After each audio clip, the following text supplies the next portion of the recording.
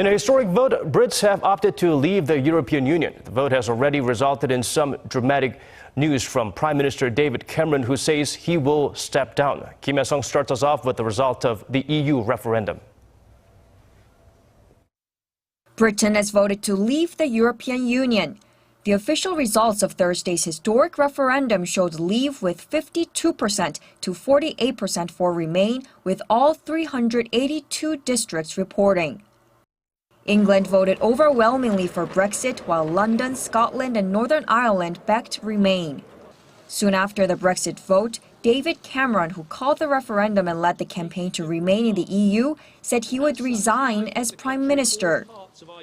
I think the country requires fresh leadership. I do not think it would be right for me to try to be the captain that steers our country to its next destination. But in my view, we should aim to have a new Prime Minister in place by the start of the Conservative Party conference in October. With his announcement, more instability and mudslinging among the UK's political leaders is expected. Uncertainty about Britain's future relationship with the EU, its largest trading partner, could also push the UK into a recession, with the IMF declaring that it would knock 5.5% off the UK's GDP. On top of that, leaving the EU could cost Britain access to the EU's trade barrier-free single market. The EU, for its part, is also expected to suffer economic and political damage.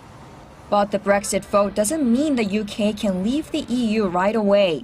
Britain will have to negotiate a new treaty to replace the terms of EU membership and hash out issues like trade tariffs, migration, and the regulation of everything from cars to agriculture.